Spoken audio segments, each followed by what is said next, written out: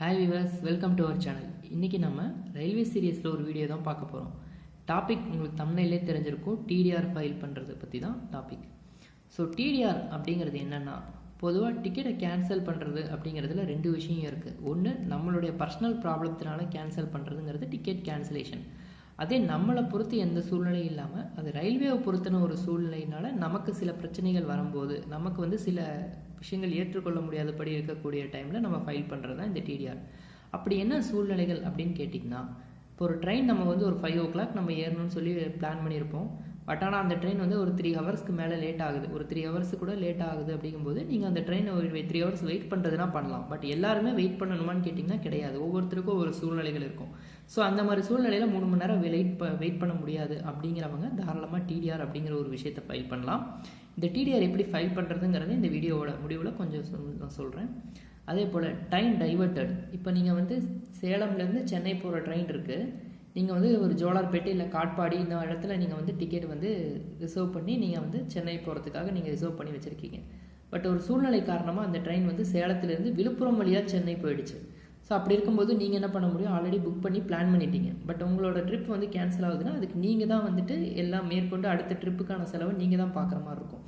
ஆனால் யாரை நம்பி இருந்தீங்க? ரயில்வேவை நம்பி இருந்தீங்க. பட் ரயில்வே தான் இதுக்கு பொறுப்பேற்றுக்கணும். ஸோ அந்த மாதிரி டைமில் நீங்கள் என்ன பண்ணலாம்னா டிடிஆருங்கிற ஒரு விஷயத்தை ஃபைல் பண்ணி நீங்கள் அதுக்கான அமௌண்ட்டை ரீஃபண்ட் வாங்கிக்கலாம். அதே போல் நீங்கள் சேலத்துலேருந்து நீங்கள் சென்னை போகணும். நீங்கள் எதே எக்மூர் போகலாம், இல்லை சென்ட்ரல் கூட போகலாம். பட் ஆனால் நீங்கள் சேலத்துலேருந்து போகிற வழியில் காட்பாடியிலேயே இல்லை ஜோலார்பேட்டையிலேயே உங்கள் ரிலேஷனோ இல்லை ஃப்ரெண்ட்ஸோ கனெக்ட் பண்ணிப்பாங்க அப்படிங்கிற வகையில் நீங்கள் பிளான் பண்ணியிருப்பீங்க, பேசி வச்சுருப்பீங்க. ஆனால் ட்ரெயின் டைவர்ட் ஆன காரணத்தினால ட்ரெயின் விழுப்புரம் வழியாக போகுதுங்கும்போது அவங்களோட ட்ரிப்பு, அதாவது உங்களை நம்பி இருக்கக்கூடியவங்களோட ட்ரிப்பு கேன்சல் ஆகுதுங்கும்போது நீங்கள் என்ன பண்ணலாம் அப்படின்னா, சேம் நீங்களும் டிடிஆர் ஃபைல் பண்ணி நீங்கள் சேலத்துலேருந்தே டிக்கெட்டை கேன்சலேஷன் பண்ணி நீங்கள் டிடிஆர் ஃபைல் பண்ண முடியும். அதே போல் ட்ரெயின் கேன்சல் ஆகுது. கேன்சல் ஆகுதுங்கும்போது இப்போ சில மழை இந்த மாதிரி பிரச்சனைகள்னால என்ன ஆகுனா ட்ரெயின் கேன்சல் ஆகும். ஸோ அந்த மாதிரி டைமில் உங்களுக்கு இன்டிமேஷன் தெரிஞ்ச உடனே நீங்கள் டிடிஆர் ஃபைல் பண்ணலாம். ஒரு 4 பேர்த்துக்கு நீங்கள் டிக்கெட் புக் பண்ணியிருப்பீங்க, ஃபேமிலியோ இல்லை ஃப்ரெண்ட்ஸோ சேர்த்து. ஆனால் 2 பேர்த்துக்கு தான் டிக்கெட் கன்ஃபார்ம் ஆகிருக்கும். மீதி 2 பேர்த்துக்கு டிக்கெட் கன்ஃபார்ம் ஆகலைங்கும்போது நீங்கள் தாராளமாக டிடிஆர் ஃபைல் பண்ண முடியும். அதே போல் நீங்கள் ஏசி கம்பார்ட்மெண்ட்டில் புக் பண்ணியிருப்பீங்க. எதர் ஃபஸ்ட் கிளாஸோ செகண்ட் கிளாஸோ ஈவன் 3rd கிளாஸ் ஏசியாக இருந்தாலும் கூட புக் பண்ணியிருப்பீங்க. பட் ஆனால் உங்களுக்கு டிக்கெட் ப்ரிப்பேர் பண்ணும்போது இல்லை சார்ட் ப்ரிப்பேர் பண்ணும்போது நான் ஏசியில் தான் உங்களுக்கு டிக்கெட் ஃபைனலாக இருக்குது. அப்படிங்கும்போது நீங்கள் தாராளமாக நீங்கள் ஏசி கம்பார்ட்மெண்ட்லேருந்து நீங்கள் டிக்கெட்டை டிடிஆர் ஃபைல் பண்ணி நீங்கள் ரீஃபண்ட் வாங்கிக்க முடியும். அதே போல் நீங்கள் ட்ரெயின் ஏறினதுக்கப்புறம் ஏசி கம்பார்ட்மெண்ட்டில் ஏசி ஒர்க் ஆகலை அப்படிங்கிற தெரிய விஷயம் வந்ததுன்னா நீங்கள் தாராளமாக ஏறி கொஞ்சம் நேரத்துலேயே உங்களுக்கு நீங்கள் ட்ரெயின் கிளம்புறதுக்கு முன்னாடியே தெரிஞ்சுது அப்படின்னா நீங்கள் தாராளமாக ஏசி ட்ரெயின் கோச்சிலேருந்து இறங்கி நீங்கள் டிடிஆர் ஃபைல் பண்ணி டிக்கெட்டை வாபஸ் வாங்கி நீங்கள் ரீஃபண்ட் வாங்கிக்க முடியும். ஸோ இது நான் சொல்லியிருக்கிறது சில காரணங்கள் மட்டும்தான்.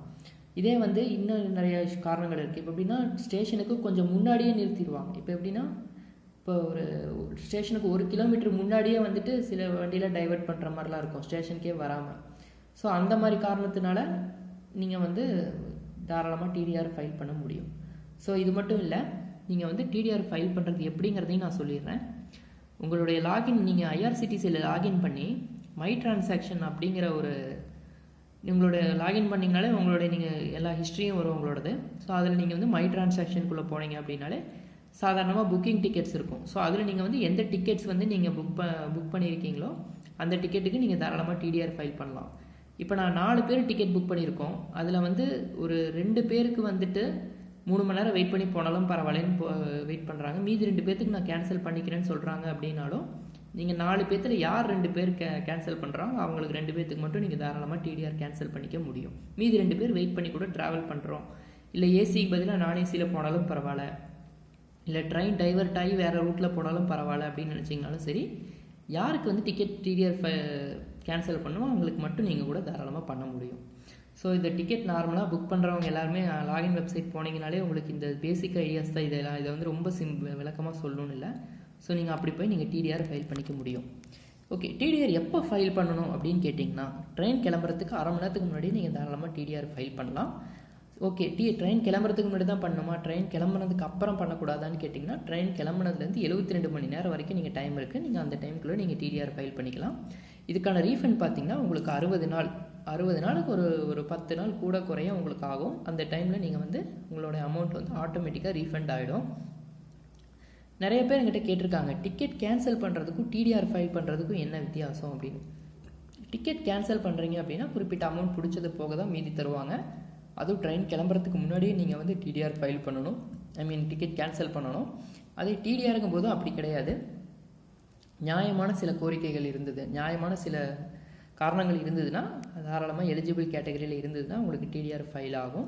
இன்கேஸ் நான் எலிஜிபிள் இருந்து நீங்கள் டிடிஆர் ஃபைல் பண்ணிங்கன்னா சம்டைம்ஸ் சிஸ்டம் சப்போர்ட் பண்ணாது. அப்படி சப்போர்ட் ஆனாலும் கூட அது வந்து சில இல்லீகல் இஷ்யூஸில் போய் முடியும். ஸோ அதனால் டிடிஆர் ஃபைல் பண்ணுறதுக்கு முன்னாடி கொஞ்சம் கவனமாக பார்த்தும் பண்ணுங்கள்.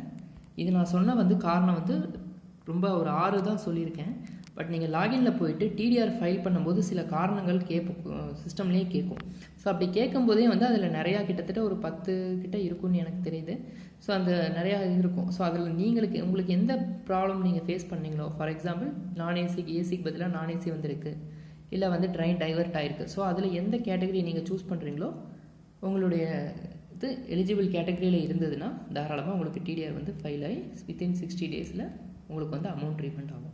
ஸோ டிடிஆருங்கிறது இவ்வளோ தான். ஸோ இதை பற்றி உங்களுக்கு புரிஞ்சிருக்கும்னு நினைக்கிறேன்.